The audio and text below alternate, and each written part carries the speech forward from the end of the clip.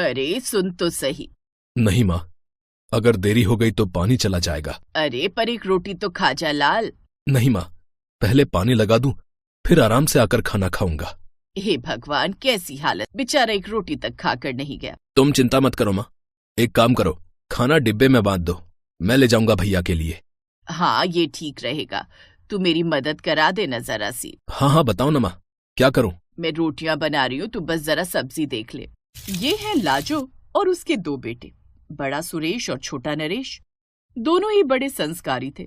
भले ही गरीब थे, लेकिन अपने दोनों बेटों को उन्होंने हमेशा ईमानदारी और मेहनत का पाठ पढ़ाया था।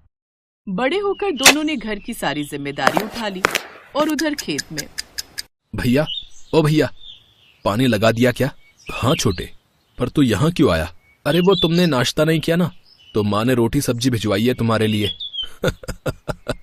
माँ भी ना, मैंने कहा था उनसे कि थोड़ी देर में आ रहा हूँ। भैया तुम जानते तो हो ना माँ को, बहुत चिंता करती हैं हमारी। हाँ ये बात तो है, बस मेरे जीवन का तो एक ही मकसद है छोटे, उस मोतीलाल का सारा कर्जा उतार कर अपना खेत छुड़वाऊं और फिर खूब पैसे कमाकर माँ को हर वो खुशी दूं जो आज तक उन्हें नहीं मिली। हाँ भैया, और इस सपने को पूरा करने में मैं आपकी मदद करूंगा।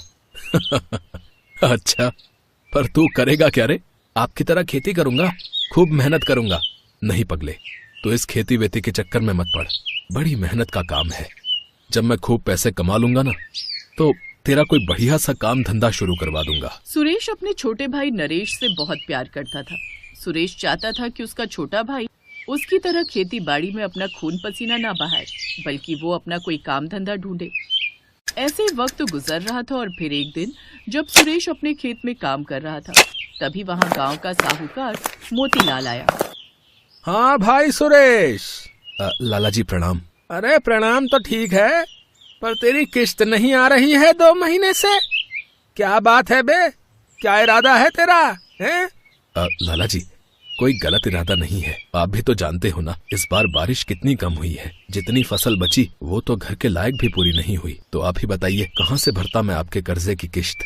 अरे मुझे नहीं पता, कहीं से भी भर, बस मुझे मेरे पैसे चाहिए, समझा? 1 महीने की और मोहलत देता हूँ। हाँ, अगर किश्त नहीं भरी तो ये खेत मैं ले लूंगा, समझा?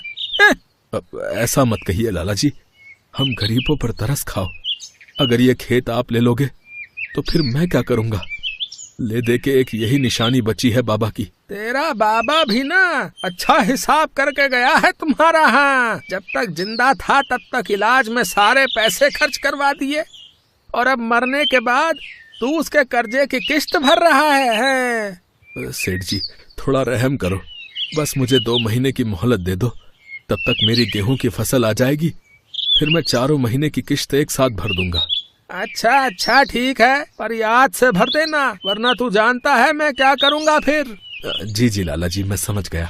गांव का साहूकार सुरेश को धमकाकर चला गया और बेचारा सुरेश वहीं खेत में सिर पकड़कर बैठ गया। वहीं पेड़ के पीछे खड़ा नरेश ये सारी बातें सुन रहा था। भैया, अरे तू कब आया रे? भैया, आपने ना माँ को बताया और न ही मुझे कि आप 2 महीने से उस मोतीलाल की किश्तें नहीं भर पाए हो। अरे क्या करता तुम दोनों को बताकर, माँ भी परेशान होती और तू भी। तू वो सब छोड़ना, तू नाश्ता लाया है ना मेरे लिए? ला डिब्बा दे, आजा तू भी बैठ, दोनों भाई साथ में खाएंगे। नहीं भैया, अब बहुत हो गया, घर की सारी जिम्मेदारी आप ही उठाते हो, लेकिन अब और नहीं, मैं भी अब बड़ा हो गया हूँ, मैं भी आपका हाथ बटाऊंगा और पैसे कमाऊंगा। अरे इतना छोटा सा तो खेत है, तू क्या करेगा खून पसीना बहाकर? तू चिंता मत कर, मैं देख लूंगा सब। नहीं, अगर खेती नहीं तो कुछ और करूंगा मैं, पर अब आपको सारी जिम्मेदारियों का बोझ अकेले नहीं उठाने दूंगा। उस दिन से नरेश के मन में जुनून सवार हो गया। वो था तो छोटा, पर काफी समझदार और होशियार। उस दिन लाला की बात सुनकर उसने ठान लिया कि वो अपने भाई के सिर से कर्जा उतार कर ही रहेगा। वो कई दिनों तक अच्छा काम तलाशता रहा। फिर एक शाम। माँ, आपसे एक बात करनी थी। हाँ बोलना। वो मेरा दोस्त है ना कपिल। हाँ, क्या हुआ उसे? कहाँ जा रहा है? हुआ कुछ नहीं, वो केरल जा रहा है। माँ, वो बड़ी दूर है वो जगह, तो समंदर के पास। वैसे छोटे, वो केरल क्यों जा रहा है? भैया, एक ठेकेदार है केरल का, उसके वहां ढेर सारे नारियल के पेड़ हैं, तो उसे मजदूर चाहिए होते हैं, जो पेड़ पर चढ़कर उसके लिए नारियल तोड़ सके। अच्छा, तो मतलब तू इतनी दूर जाकर नारियल तोड़ेगा? हाँ, तो इसमें बुरा क्या है भैया? अच्छा पैसा दे रहा है वो इस काम के। अरे चाहे जितना मर्जी पैसा दे, तू मुझे और अपने भाई को छोड़कर इतनी दूर जाएगा क्या? हाँ माँ, मुझे जाना ही पड़ेगा। नहीं, मैं तुझे नहीं जाने दूंगी। तू यहीं कोई काम धंधा ढूंढ ले। नहीं माँ, मैंने ठान लिया है और मैं आप दोनों को छोड़कर नहीं जा रहा हूँ, बल्कि आप लोगों के साथ आराम से रहने के लिए कुछ साल पैसा। नरेश की जिद के आगे ना सुरेश की चली और ना ही लाजो की, और फिर कुछ दिन बाद वो बाकी मजदूरों के साथ केरल के लिए रवाना हो गया। केरल पहुंचकर वो ठेकेदार के लिए नारियल तोड़ने का काम करने लगा, लेकिन उसके मन में हमेशा यही चलता रहता कि वो कैसे कोई बड़ा काम करे। फिर एक दिन, यार बहुत भूख लगी है, जरा बाहर जाकर देखता हूँ, कुछ खाने को मिल जाए तो। नरेश अपने कमरे से बाहर निकला और खाने की तलाश में आगे बढ़ा। तभी उसे एक दुकान दिखाई दी जहाँ बहुत भीड़ लगी थी। वहाँ इडली और डोसा बिक रहा था। नरेश ने एक मसाला डोसा ऑर्डर किया और आराम से बैठकर खाने लगा। और फिर आहा, अरे कितना बढ़िया है ये, मजा ही आ गया। और ये नारियल की चटनी, ये तो गजब की बनी है। ऐसी बढ़िया और टेस्टी नारियल की चटनी तो मैंने कभी नहीं खाई। आहा।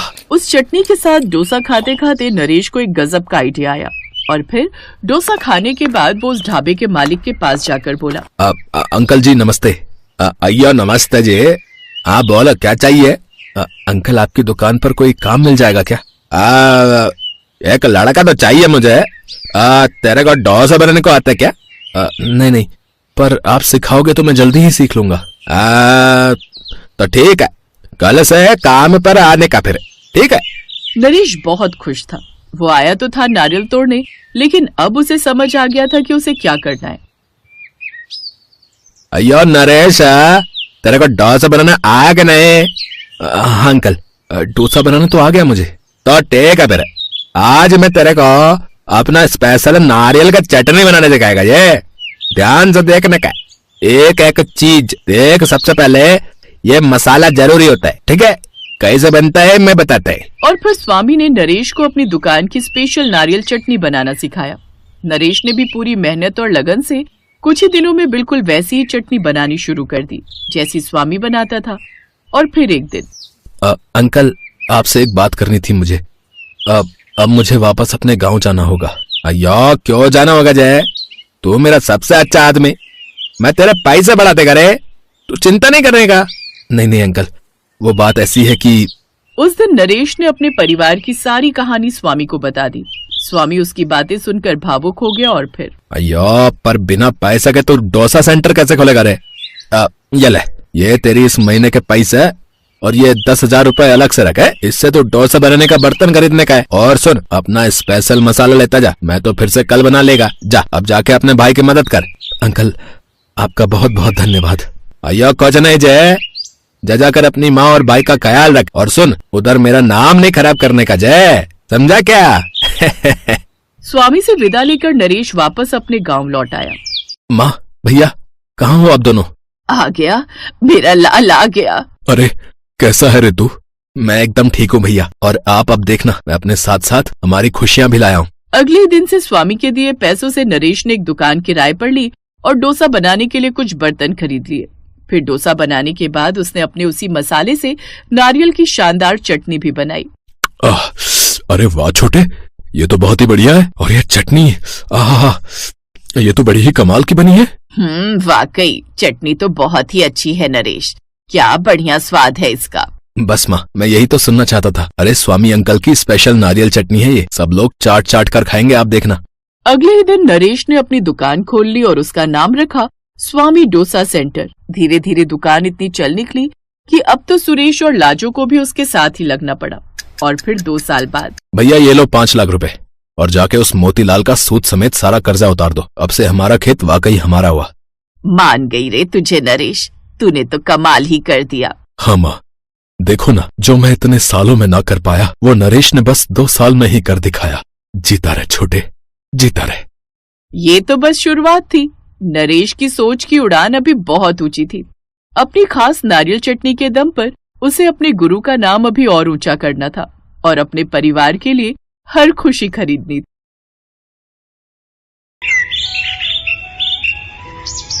अजय ने सोच लिया था कि वो शादी करेगा तो सिर्फ मधु के साथ।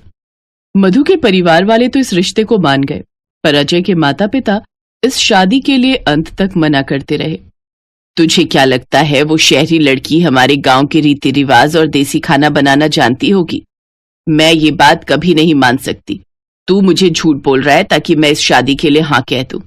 अब एक बात कान खोलकर सुन ले, तू मेरा बेटा ना होता तो मैं शादी में कभी ना आती। जब फेरों का समय होगा हम पहुंच जाएंगे आशीर्वाद देने के लिए। मैं इतनी कठोर मन की नहीं हूं जो तुझे आशीर्वाद ना दूं। कर ले तू अपने मन की शादी, हम पहुंच जाएंगे। अब ठीक है, मिल गई तुझे खुशी, चिंता मत कर, हम दोनों समय पर पहुंच जाएंगे। जा, तू जाकर अपनी होने वाली पत्नी के साथ शादी की सारी तैयारी कर, हमारा आशीर्वाद तुझे मिल जाएगा। थैंक यू पापा, थैंक यू माँ, मैं आपका इंतजार करूंगा। अजय को थोड़ी तसल्ली हुई कि उसके माता पिता इस शादी के लिए मान गए हैं। सारी तैयारियां हो गई और अजय मधु के साथ शादी के मंडप में पहुंचा तो उसने देखा उसके माता पिता शादी में पहुंच चुके हैं। मधु अजय के माता पिता के पैर छूती है। अभी भी अजय के माता पिता का मुंह बना हुआ था। अजय और मधु की शादी संपन्न होती है। अजय, तेरे ताऊजी, ताईजी, चाचा चाची, मौसी, बुआ सब रिश्तेदार आए हुए हैं। हम सबको एकदम जाने के लिए तो कह नहीं सकते। सब बहू के हाथ की पहली रसोई का कुछ अच्छा खाना चाहते हैं, इसलिए सब 2 दिन तेरे घर पर ही रुकेंगे। हाँ हाँ माँ, चिंता मत करो, मेरा फ्लैट बहुत बड़ा है, सब आराम से रुक जाएंगे। ठीक है, तो फिर अब शादी हो ही गई है तो अब सबको घर ले चल। ठीक है बाबूजी, मैं अभी इंतजाम करता हूँ। अजय मधु के पापा से बात करता है और कुछ ही देर में गाड़ियों में सब रिश्तेदार अजय के फ्लैट पर पहुंच जाते हैं। अगले 2 दिन तक सभी करीबी रिश्तेदार वहीं रुकते हैं। सारे रिश्तेदार रुके हुए हैं। तुम्हारी पहली रसोई है, इसलिए तुम्हें हमारे गांव के हिसाब से देसी खाना बनाना है, वो भी मिट्टी के चूल्हे पर। मैं जानती हूँ तुम शहर की हो, शहरी खाना बनाना जानती हो, वो भी गैस चूल्हे पर, इसलिए मुझे थोड़ी चिंता हो रही है। इसमें मैं तुम्हारी कोई मदद भी नहीं कर सकती। सारा रसोई का काम तुम्हें अकेले ही करना है। जी माँ जी, आप टेंशन मत लीजिए, मैं सब बना लूंगी। बिमला, तूने अपनी शहरी बहू को चूल्हे पर खाना बनाने के लिए कह तो दिया है।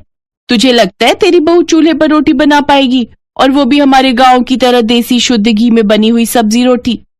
जेठानी जी, करवाना तो पड़ेगा ही, रिवाज है। अब भले ही ये शहर की है, मैंने तो बोल दिया है, अब देखो क्या करती है। मधु रसोई में जाने लगती है कि तभी अजय उसके पास आता है। मधु, तुम तैयार हो ना? हाँ मैं तैयार हूँ, बस कुछ देर और। अच्छा आप मेरे साथ छत पर चलो, मुझे चूल्हा तैयार करना है।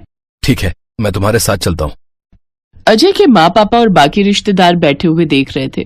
मधु छत पर जाती है और एक चूल्हा बनाकर तैयार कर देती है। अब आती है खाना बनाने की बारी।